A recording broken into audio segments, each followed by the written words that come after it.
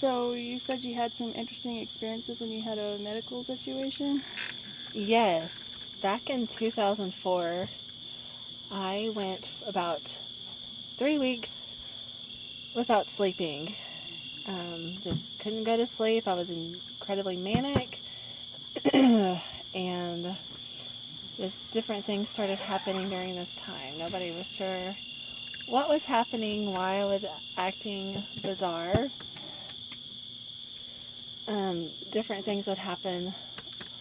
One particular night, I was in a room in the house that I grew up in, and I could just sense, like, it didn't seem like a demon, it felt like Satan was in the room, and that he was trying to, like, take over my body and, like, come in through my ear. And so I remember, like, sticking my finger in my left ear and just praying, and felt like he was trying to attack me. And so, I mean, that was basically basically it, as far as, like, feeling a manifestation of, like, Satan himself, like, in the room with me. During this time, I could kind of, like, look at somebody and sense very strongly, like, good or evil, like, kind of know whether the person had done something evil in the past. Like, there was a family member of, like, a close relative of mine that I just had kind of, like, a vision of him, like, molesting somebody whenever, like, probably, like, 20 years before this had happened. I have no proof. I have no way to know if it actually had ever happened or not. But I would see visions like that. Just a very strong sense of, like, the spiritual realm. It was like the doors were opened to that. And it ended up being, we took tests and found out that I'd had a brain tumor that was pushing on my brainstem, and it was called an acoustic neuroma. And after I had that removed, I didn't have that same awareness of the spiritual world as I did during that time. Could you see or otherwise sense actual spiritual entities? Could I see them? Mm-hmm. I couldn't. I never saw, like, a bodily form of anything. Or just shadows? Just like a very strong, I guess, feeling, just like the presence of, like, an evil presence in the room with me. Wow. And, like, I was... Did you do anything to specifically kind of like to protect yourself, or? I mean, I tried to guard my ears from it coming in, and what was interesting is, like, where I thought that, like, the evil spirit was trying to enter is where my brain tumor was. So, like, my left ear specifically, I would try to protect it just by, like, putting my fingers, like, stopping that from happening. And that is the exact location of where the brain tumor ended up being, which we didn't find out until later that that's where the brain tumor was. You feel like it was kind of an entry point? Yeah. So I was like, it was interesting. And then the doctor had said that my brain tumor was not probably related to any of the abnormal things that I'd been experiencing, like the lack of sleep. I had actually been put in a mental institution for 10 days trying to just figure out what was going on with me. And they put me on bipolar medicine during that time, which I didn't think I was bipolar. Like, I argued with the psychiatrist that I was not in any way depressed, that it was all just, like, manic. But they put me on that medicine. It didn't do anything. And then after my tumor was removed, all of the other issues, like the psychotic issues, were completely gone, like, immediately. Like, my mom came in the room after the surgery and said, like, I'm back to normal. And she could tell, like, just by looking at my eyes, that I was normal again. How long had that been going on? The whole thing just lasted for a summer. I had gone to work at a youth camp that I had worked at before in Texas. Like I worked on a ropes course there. And when I was out there, that's whenever I started to not be able to sleep. And we didn't find out that I had the tumor until the week before, I guess it was the week after college had started. Like I had gone back to college in San Angelo, Texas, Angelo State. I went back to school and like moved into the dorm, and then my parents came up a week later and said that I had a brain tumor. Wow. And so I canceled everything for the semester and had the tumor removed. Wow. And then just,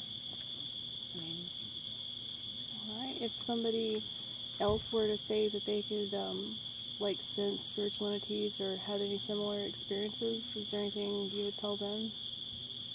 well, I remember just opening up my Bible and just like praying scripture and just reading. But I do feel like some kind of like portal was open. Like I don't think I was like possessed, but I do know that after that like encounter where I felt like I was kind of about to be possessed, and I don't know for sure if I was, but after that time, like after my brain surgery, I had started like dating a person that I like. There's no like physical. There's no like logical explanation for like why I would have Not dated your this normal person. It's type not or like what I whatever. would normally do. Like it was very outside of like my normal. And yeah, so like we dated for like a couple of years, and we were engaged, and then like the month before we were gonna get married, it's almost like God like literally saved me at that point. Like, don't do it, don't do that. And then I just decided like there's no way I could get married to him. Like he wasn't a Christian. And so I called it off, and then basically like from that point on, I've been saved. Like my life has been very different. It was about that time that I like right after I had stopped dating him and called off the wedding. I had read 1 John about if you love me, you'll keep my commandments, and wondered what that meant. And then I felt very led to move to Amarillo. And then on my third day that I lived in Amarillo is when I met my husband. Sorry. But I'm trying to think of if I have anything else that I would say. Is there any family history of anything like that? No, not at all. And that you had never had that kind of experience before or since? No. Okay. Nothing. But there were just different things that I would do when I had my brain tumor that were seriously bizarre. Like when I was out at the camp one evening, I went to the stables and like freed the horses, and I rode some Clydesdales. And then one day, like, I saw a dead bird and just knew for sure that I could make this bird come back to life. And so, like, I had, I baptized the bird and was trying to, like, let the bird live. So definitely out of the ordinary type of behavior. Yes. Huh. Very, very bizarre. Oh. And I remember it, but I couldn't control what I was doing. But I do remember the way I was acting. And I don't remember enough to probably give like a very detailed description of everything that happened. I did, like, the main thing that stood out was like the encounter in the room at my parents' house with what I guess would be a demon. It just seemed like a satanic entity. And what was interesting is like that room that I was in is the same room that my younger brother grew up in. Like that was his room, and I was just visiting. But my brother grew up in that room, and he's the only one of my like siblings that's like agnostic and just like very, I don't know, like a very like dark side, I guess, to him. But, And that was I love room. him, but that was his room, so I don't know. Well, and you could pinpoint like the area of the room, exactly where it was, and. Well, it was like it came out of like the closet in the room, Okay. and then like just over to the bed. It was like probably just a 10 by 10 room, nothing huge. It's painted dark red, like a dark room. And you could feel it like coming closer, approaching you. Was it instantly? Okay. Yes, but and you didn't like see any like different shadow or light or anything. You just felt a presence. That Did you feel like a temperature change or not that I remember anything? Okay. I just remember the presence being there, and then it trying to like attack me and come inside through my ear. And at that point, I didn't know I had a brain tumor.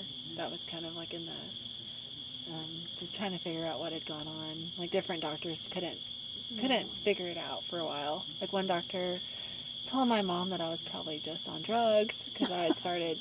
That was my first year of college. They're like, "Oh, she's on drugs," and we were like, "Well, you have my blood work. Like, you should know if there's anything going on in that situation." But there were several different doctors that I went to, and nobody could figure out why. And my mom is the one who finally said, "I think she needs to have an MRI done." And then the MRI showed the tumor, an acoustic neuroma. Wow. So yeah, then I had that operated on. It was removed. After the operation, they had to cut through the nerve that controls the equilibrium. So like a couple of days after surgery, the therapist came in and I could stand up.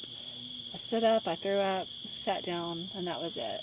And then like my brain had to rewire itself. So like all of my balance comes from my right side.